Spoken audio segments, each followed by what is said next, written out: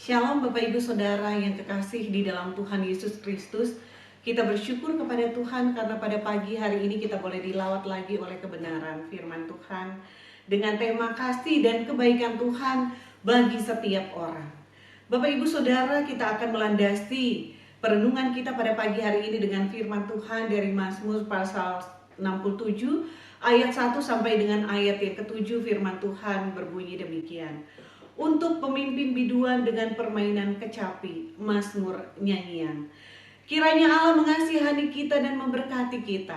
Kiranya Ia menyinari kita dengan wajah-Nya, supaya jalanmu dikenal di bumi dan keselamatanmu di antara segala bangsa. Kiranya bangsa-bangsa bersyukur kepadamu ya Allah. Kiranya bangsa-bangsa semuanya bersyukur kepadamu. Kiranya suku-suku bangsa bersukacita dan bersorak-sorai, sebab Engkau memerintah bangsa-bangsa dengan adil dan menuntun suku-suku bangsa di atas bumi. Kiranya bangsa-bangsa bersyukur kepadamu ya Allah. Kiranya bangsa-bangsa semuanya bersyukur kepadamu. Tanah telah memberi hasilnya. Allah kita memberkati kita. Allah memberkati kita.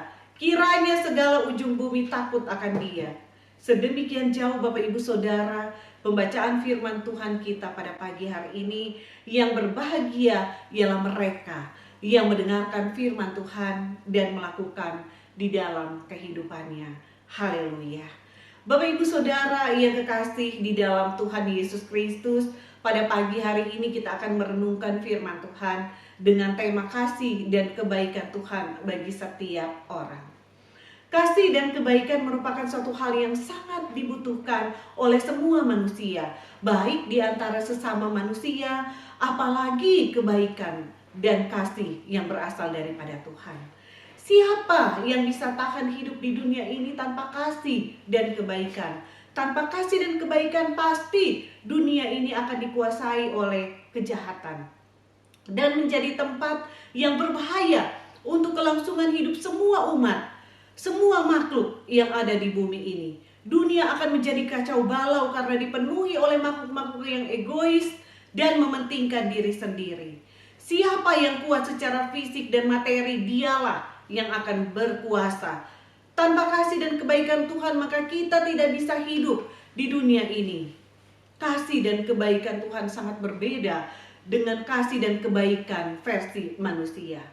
Mari pada pagi hari ini kita mau renungkan bersama-sama tentang kasih dan kebaikan Tuhan. Ada 4 hal yang mau kita renungkan pada pagi hari ini, yaitu yang pertama adalah kasih dan kebaikan adalah sifat atau karakter Allah. Di dalam bacaan kita di Mazmur pasal yang ke-67 ayat 1 sampai dengan ayat yang ketiga, di sana Daud menyatakan tentang karakter Allah. Mari kita baca bersama-sama. Untuk pemimpin biduan dengan permainan kecapi, mazmur nyanyian. Kiranya Allah mengasihani kita dan memberkati kita. Kiranya Ia menyinari kita dengan wajah-Nya, supaya jalanmu dikenal di bumi dan keselamatanmu di antara segala bangsa. Nah, di sini ada beberapa karakter Allah yang diungkapkan oleh Raja Daud, yaitu di ayat yang kedua. Ia menyebutkan bahwa Allah Maha Kasih, Allah sumber berkat, Allah Maha Hadir dan memperhatikan umatnya. Di ayat yang ketiga dia mengatakan Allah adalah juru selamat. Nah, berdasarkan pengenalan akan karakter Allah itu, Raja Daud mengutarakan harapannya melalui nyanyian yang dinyanyikan oleh seluruh umat Israel di bait Allah. Bapak Ibu Saudara, sejak pada mulanya Allah adalah kasih dan baik. Itu adalah natur Allah, atau itu adalah sifat Allah, itu adalah karakter Allah sejak mulanya. Allah identik dengan kasih dan kebaikan. Kalau manusia kan sifatnya suka berubah-ubah. Kadang-kadang manusia itu suka jahat, terus bertobat, nantinya menjadi baik. Kemudian di situasi dan kondisi yang selanjutnya dia kembali menjadi jahat. Kalau Allah tidak pernah berubah, dulu, sekarang, dan sampai selama-lamanya. Karena itu adalah sifat Allah.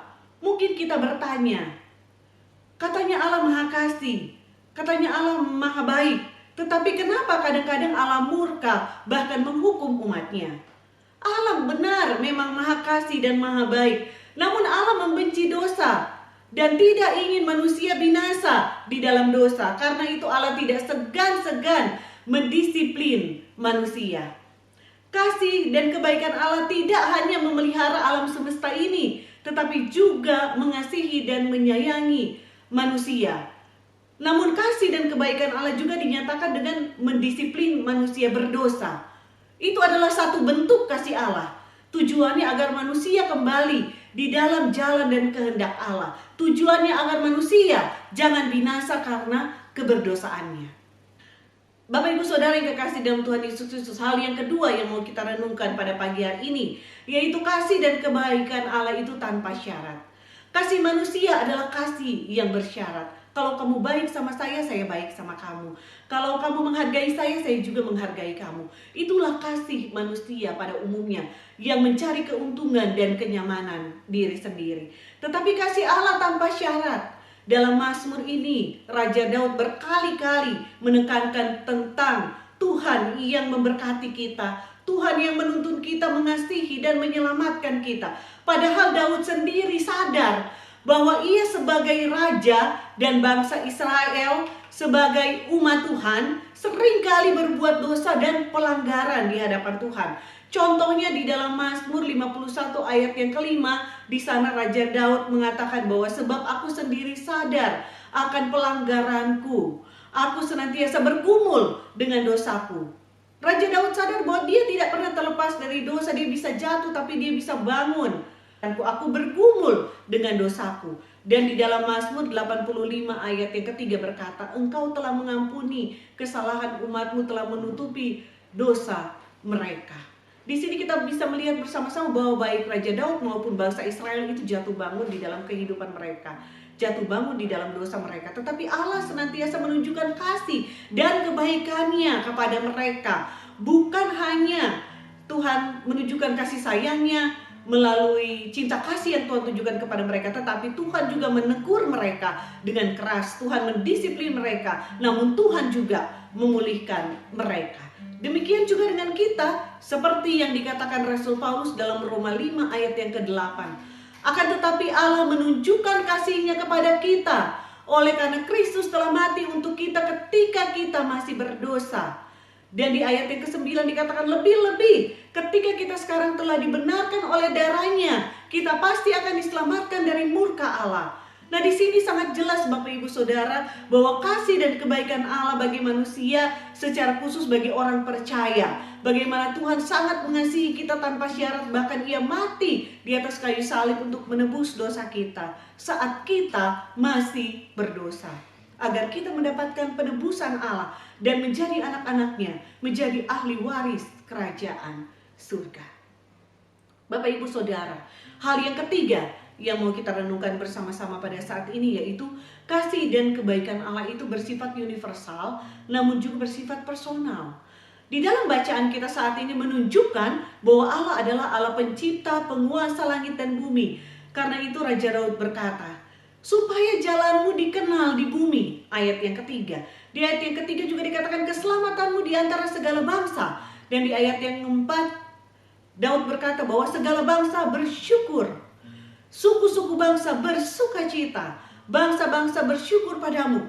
Dan seterusnya, di mana Daud menyatakan bahwa Allah adalah Allah bangsa Israel, Allah seluruh dunia, Allah suku-suku bangsa. Tetapi kita juga melihat bahwa Allah yang kita sembah itu bukan hanya Allah yang universal, yang besar, namun Ia juga adalah Allah yang personal, Allah yang mengenal secara pribadi orang-orang yang percaya dan mengasihi Dia.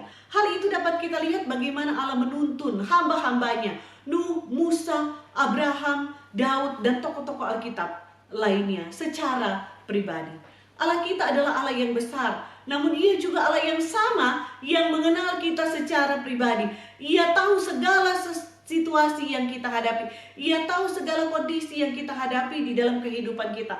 Ia peduli dengan kita, bahkan Ia menjamin kehidupan kita pribadi lepas pribadi. Tidak ada satupun pribadi orang percaya yang lepas dari perhatian dan kepedulian Allah.